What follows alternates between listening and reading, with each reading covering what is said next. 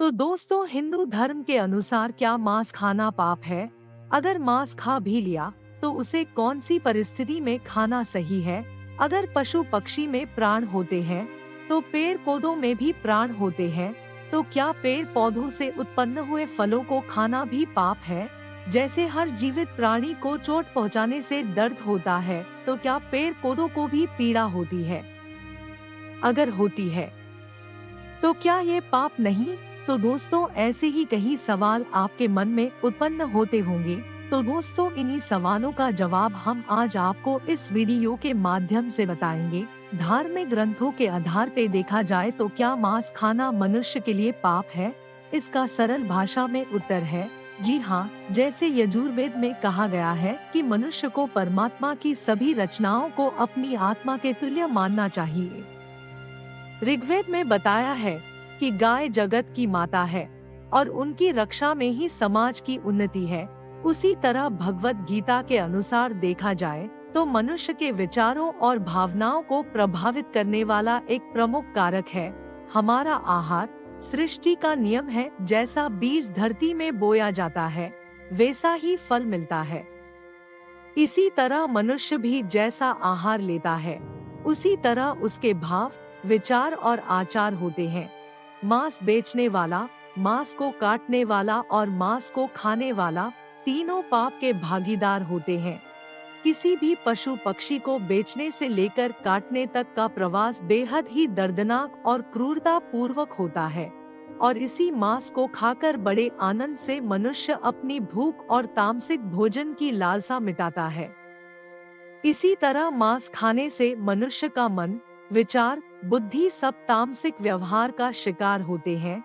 जैसे छोटी छोटी बातों पर क्रोधित होना, अपने माता पिता, पति पत्नी के प्रति गलत शब्दों का प्रयोग करना, मदिरा पान इत्यादि गलत शौक पालना, कई दिनों तक स्नान नहीं करना, स्त्री का सम्मान नहीं करना, आलस का शिकार होना, भगवान की पूजा में रुचि कम हो जाना, जीवन में प्रेम की कमी महसूस करना। कोई अगर आपसे यह सवाल पूछे कि आपको क्या खाना सबसे अधिक पसंद है, तो इस पर आपका जवाब क्या होगा?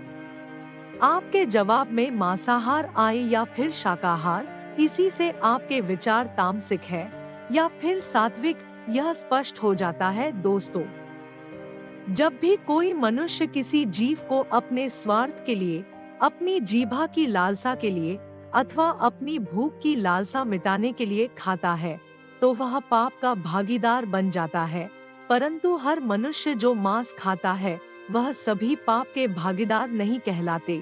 मनुष्य के जीवन में यदि ऐसी परिस्थिति आए जहां उसे मांस खाने के अलावा और कोई मार्ग शेष नहीं बचे, उदाहरणार्थ यदि कोई मनुष्य समुद्र के बीच में फंसा हो और उसे जीवित रहने के लिए अन्य पशु पक्षी पर निर्भर होना पड़े, तो वह पाप का भागीदार नहीं कहलाता। शेर, मगरमच्छ इत्यादि प्राणी जीवित रहने के लिए दूसरे प्राणियों को खाकर अपनी भूख मिटाते हैं, क्योंकि उनके पास जीने का और मात्र उपाय नहीं है। इसी कारण किसी विकट परिस्थिति में फंसा मनुष्य अगर मांस खा ले तो वह पाप नहीं कहलाता। इसी तरह अगर कोई छोटा बालक जिसे किसी चीज की समझ ना हो, अगर उसके माता पिता उसे मांसाहार कराए तो वह नादान बच्चा जिसे किसी बात की समझ नहीं, वह पाप का भागीदार नहीं कहलाता। और यदि किसी व्यक्ति को ना चाहते हुए भी मांस खाने पे मजबूर किया जाए अथवा किसी व्यक्ति को जबरदस्ती मांस खिलाया जाए तो वह पाप का भागीदार नहीं होता। तो दोस्तों, आपके भी मन में यह सवाल होगा, यदि परमात्मा द्वारा रचित इस सृष्टि के जीवों को खाना अगर पाप है, तो पेड़ पौधों या उनसे उत्पन्न हुए फलों को खाना पाप क्यों नहीं? पेड़ पौधों में भी प्राण होते हैं, तो वह शाकाहारी कैसे हुए? दरअसल पुराणों में जीवात्मा को दो हिस्सों में बांटा गया है। एक वह जो चेतन कहलाती है, यानी कि जिसमें चेतन है, बोध करने की शक्ति है। अगर सीधे शब्दों में कहा जाए तो सही, गलत, डर, भय, अच्छे और बुरे को समझने की शक्ति जो मनुष्य और पशु पक्षी में होती है।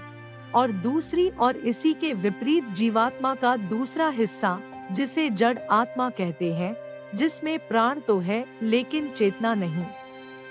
जिसे ना तो अच्छे बुरे की समझ है और ना ही काटे जाने पर दर्द या किसी पीड़ा का आभास है, ना ही किसी का भय और ना ही कोई भावना।